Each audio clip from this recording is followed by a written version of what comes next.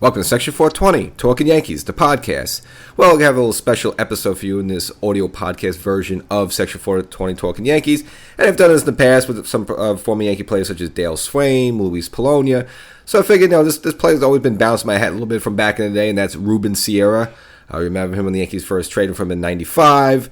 Was with the Yankees a little bit in 96 before they traded him away from Cecil Fielder and kind of get it all into that, and then came back again for another round of Yankee action in the early 2000s. So kind of look back at his career again. It wasn't here for a ton of time, but he had some impactful moments, definitely in the postseason as well. So kind of maybe rekindle those memories for you. So in this episode, we'll be looking at Rubén Sierra. So before we get started, if you want to get cool episodes like this, where we look at a little Yankee history, I'll tell you some Yankee stories and other stuff, and of course the live action, the real Yankees, the 2024 Yankees who are right now in spring training. You want to get all that stuff, make sure you subscribe to this podcast. And if you want to just take a quick moment, go over to YouTube, Section 420 Talkin Yankees, also available there, Section 420 Talkin Yankees, and get the video version of the show as well, and just drop the latest episode. So you want to catch up, get some some stuff such as the spring training games, as well as these baseball uniforms, which it's been getting a lot of noise there. So make sure you catch the latest episode there. So we'll look back at Rubén Sierra. Didn't spend a ton of time in the Yankee uniform, but was a fan favorite when he came here. Obviously, with the Yankee Stadium, the old school bleacher creatures and the Puerto Rican fan base out there. And of course, Rubén Sierra, Puerto Rican. Just went hand in hand. So as soon as he came over here, they loved him right away. So we'll go look back at his career. Now, he was signed by the Texas Rangers originally back in 1982 at the age of 17 in Puerto Rico. Would make his debut in the Major League uniform at the age 20, about 3 years later. So that would be June 1st, 1986.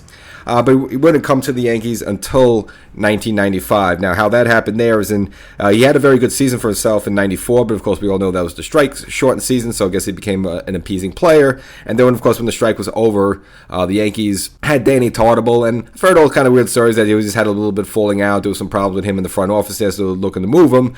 So they ended up trading Danny Tartabull to the Oakland A's, and that's ultimately how the Yankees ended up getting Rubén Sierra. So Rubén part of that 95 Yankee team, which would make their first postseason appearance for the first time in 14 years, getting one of those wild card spots, and of course, unfortunately losing to Seattle there. But for the Yankees in 56 games in 95, he would hit 260, hit 7 home runs, and contribute with 44 RBIs. And again, as soon as he came to the Yankees, I remember that they were doing the ding, ding, ding, out there in the bleachers. So, he was a fan favorite right away. And if you remember, in that division series against Seattle at home, Game 2, he hit 2 home runs. He hit a home run also in Game 1, but it was in Game 2 where you're going to remember those iconic back-to-back home runs with both him first, and then Don Mattingly with that infamous call, hold down the roof there. And unfortunately for Donnie Baseball, that was his only postseason home run of his long career there. Again, obviously cut short with the injuries, and on a lot of Yankee teams that weren't that great in the 80s and early 90s there, but getting that home run chance. But everyone looks at the highlight of the Don Mattingly home run, but what really made the fans crazy is that right before that, Rubén Sierra hit a home run, so the fans were really up on their feet, and then just get one right away back from Don Mattingly there. That was a great moment, but unfortunately they blew that 2-0 series lead against Seattle. But of course, Rubén Sierra, we're back with the Yankees again in 96. Now, unfortunately for him, he wasn't with the Yankees for the whole way, wasn't obviously involved in the postseason of the World Series, because midway through the year, he was traded to the Tigers for Cecil Fielder. Now, at that point in the year, he was hitting 258 with 11 home runs and 52 RBIs. And remember, that was a bit of a new-look Yankee team in 96. Obviously, Don Mattingly retired. You had Tino Martinez at first base, Mariano Duncan at second base, Joe Girardi behind the plate. Again, with Joe Torre as the manager, the team had a little bit of a National League look to them. They were stealing bases, doing things a little differently. They were just missing a little bit. They just needed that little extra something.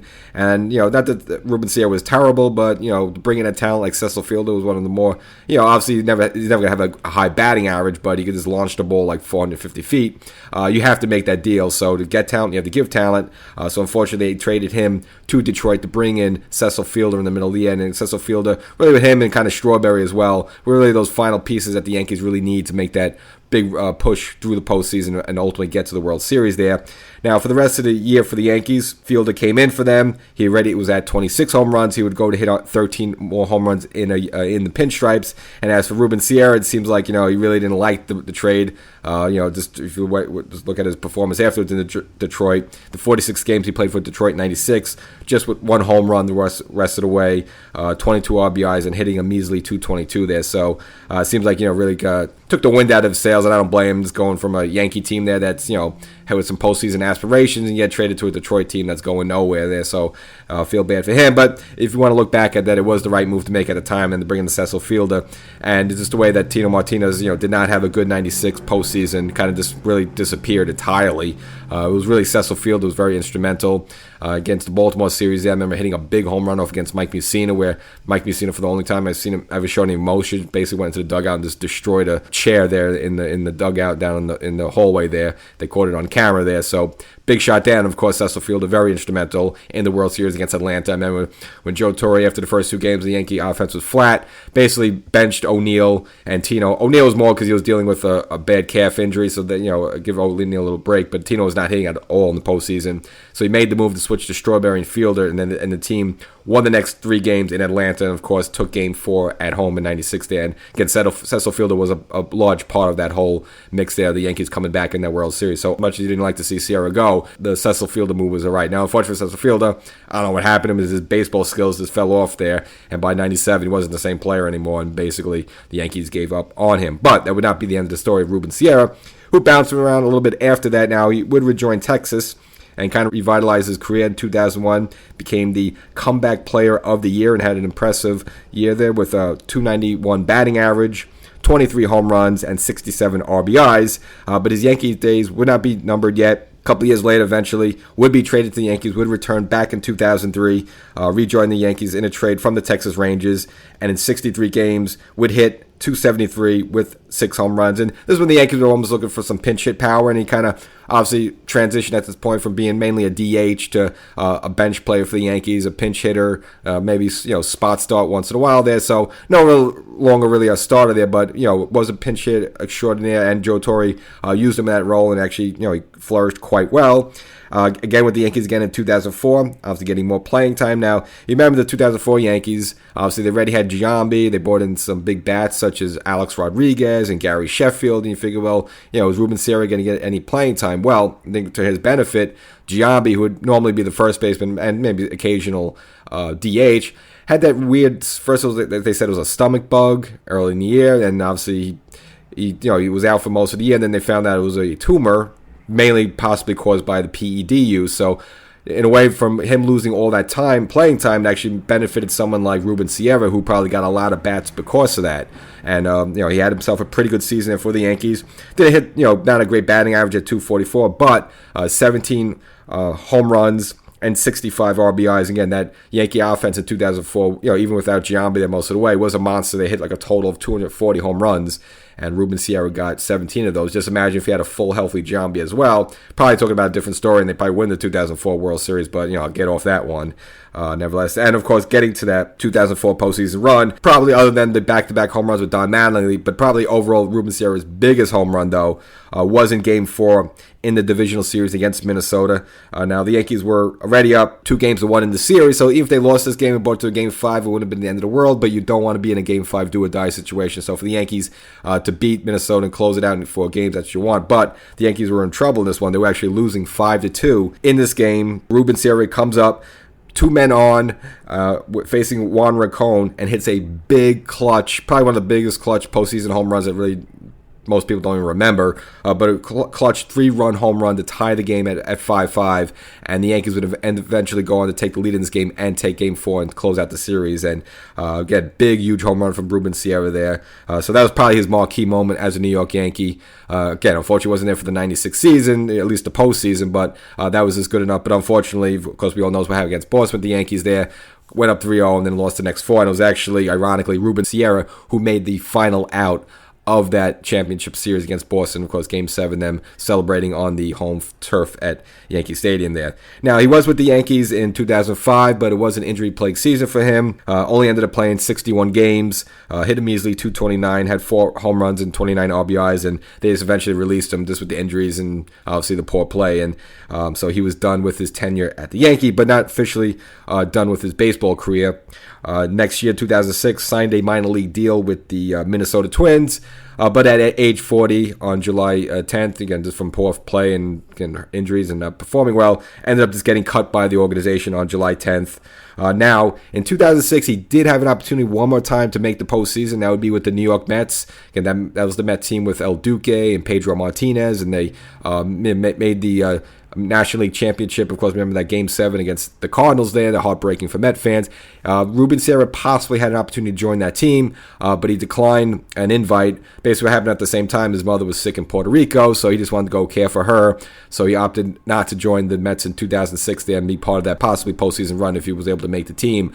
And that probably was that. Now, the Mets did give him another shot in 2007. They offered him an invite to camp, but then they were going to reassign him in something, and he felt like as a veteran player at age 40, he just wanted to put up with that anymore. So at that point, he officially retired. So technically, the Mets, I guess they invited him, but they say on paper Minnesota was his last team, but technically you almost could say the Mets were his final baseball team. So, but overall, very impressive career to stay in baseball that long, and again, kind of reinvented himself a couple of times, and toward the end of the day, was kind of a pinch hitter extraordinaire for the New York Yankees, 4-time All-Star. Again, played 20 seasons, so that's really impressive there. Won a Silver Slugger Award in 1989. People probably look him over a little bit just because he was with 9 different teams over the 20 years. And I kind of said this with players that are up for the Hall of Fame, not that Rubén Sierra is a Hall of Fame player, but someone like Gary Sheffield, when you kind of bounce around like 9 or 10 different teams like that, it's just, I think baseball writers and people in general just have a bad perception of you. They just kind of like that one guy in the one uniform the whole way, or at least maybe 2 uniforms at most. Take someone like Frank Robinson, the Hall of Famer, played most of his career with the Reds, but then played like the second half of the Baltimore Orioles. So, okay, just 2 jerseys. I think for some reason, people just have a bias to favor those type of players versus someone who's bounced around all over the place. So, unfortunately, that's probably why a lot of people overlook Rubén Sierra. But, late 80s and throughout the 90s and early 2000s, I mean, he took like a long span there. One of the more feared hitters of the league. I don't say he was a great player, but definitely one of the more feared sluggers. And, of course, a beloved Yankees. The Yankees fans loved him. Even when he was at his best, I don't think I ever heard him get booed at all. But plus, he's not really a player depending on that, so you're not really going to boo him. But nevertheless, that's that with him. Now, you might ask yourself, well, he was with that 96 championship Yankee team, even though he wasn't there at the end. Does he get a ring? Well, in most cases, you do. Yes, even if you get traded away, the team does present you with a ring if you were just part of that team at some point. So, yes, he did get a ring, but supposedly, I guess he doesn't really care about it or needs the money. So this ring's actually bounced around a little bit. More recently, it was sold at an auction at scpauctions.com there. Now, the minimum bid for it was $7,500. There were 12 total bids, and it looks like the final price of this ring, the new owner, whoever won the auction, it was listed at $25,686. So I guess, I don't know whether he sold it or sold it to someone else, but obviously he decided to part ways with this ring at some point. So the new owner of it right now is the owner of about $25,000. Now, this ring previously was on sale 2 years ago at a different auction in 2022, and in that auction it actually sold for $10,000 less. Final bid was $15,568.80. So whoever sold this ring more recently or auctioned it off more recently, I guess it looks like they got a $10,000 profit on there. So it looks like that's a pretty good little profit there in the net. So I guess maybe it'll go on auction again a couple of years from now. Again, it is a 96 Yankee championship ring, even though it's from a player that wasn't part of it. But at some point, I guess Sierra departed from it and wanted to sell it off, whether just financial reasons or just didn't care or whatever, nevertheless. But the ring, yes, Rubén Sierra was issued a 96 championship ring, and someone had just bought it for $25,000. So if you were curious about that, there you go. So that's the episode. That's Rubén Sierra. Maybe this jogs some memories for you. For me, it does, because, when I was really starting to get into baseball, 12, 13 years old, and then the Yankees started getting good there, after, 94, 95, and of course, we all know what happened in 96 afterwards. He was kind of around, he kind of got a little bit bad luck there. He was sort of at the bookends of it. He was at the beginnings of, you would say, the dynasty, and then, kind of came back again when the dynasty was just about crumbling or on its way out there. So, unfortunately, he missed a lot of the good years, the juicy years in the middle there, but was part of some good Yankee moments, so you always do have fond memories of Rubén Sierra. So catch you next time.